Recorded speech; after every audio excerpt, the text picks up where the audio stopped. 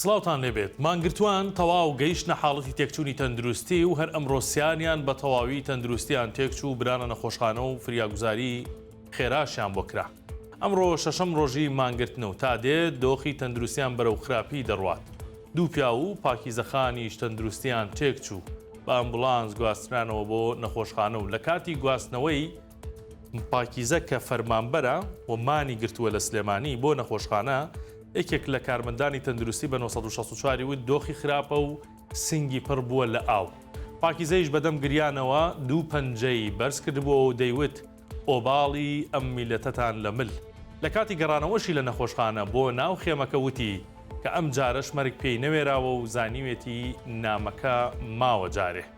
کاردانەوەکان و پشگیری مانگرتووان تا دێت فراوانتر دەبێت و سبەینێ ژمارەیەک مامۆستا و فەرمانبەر و کاسبکار لە کەلارەوە بە پێ بەڕێدەکەون بۆ سلێمانی و ناو خێمەکە.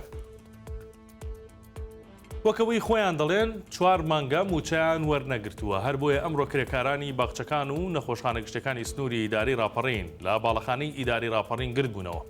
سەرهەد سەردار کرێکاری باخچەکانی قەڵاتزێ و بەشداری گربوونەوەکەی کردووە بە 964 وت.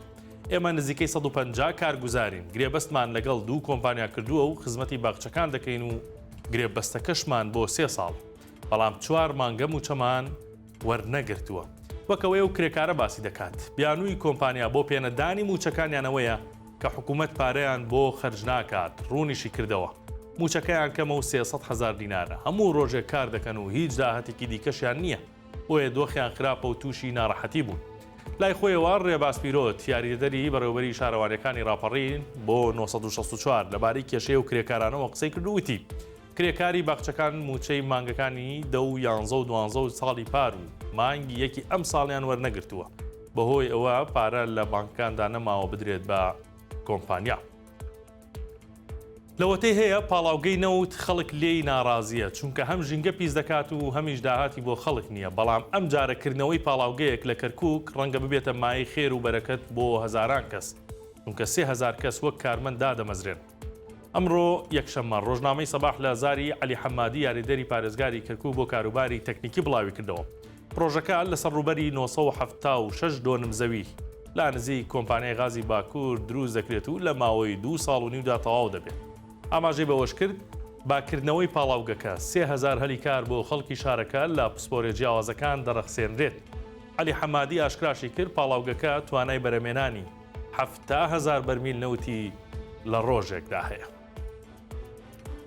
بوونی تاسە زەرورە، بەڵام نەمانوتواش. جابا من باسی ئەم ژمارە زۆرە تاسەتان بۆ بکەم. تاسەی نایاسایی ڕێگای سۆران بۆ حاجی ئۆمەرانی وێران کردووە و لابری ئەوەی لۆت کەم کاتەوە قەرەباڵغی دروست دەکات.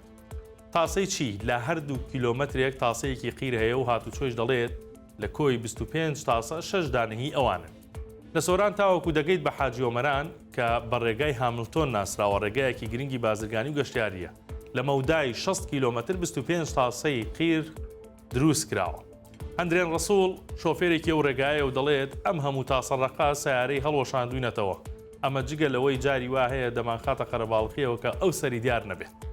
محسین تەحسینیش وتەبێژی هاتوچۆی سۆرانە بۆ 964 وتی لەم ڕێگایە 5 بۆ 6 تاسە لەلایەن تیمەکانی ئێمەوە دروست کراون کە تاسەی بچووکن بە پێی پێویستی شوێنەکان دروست کراون، بەڵام لە کاتی بوونی تاسەی نایاسایی ئەرکی پۆلیسی شارەوانیە کە تاسەکان لابدات. شاد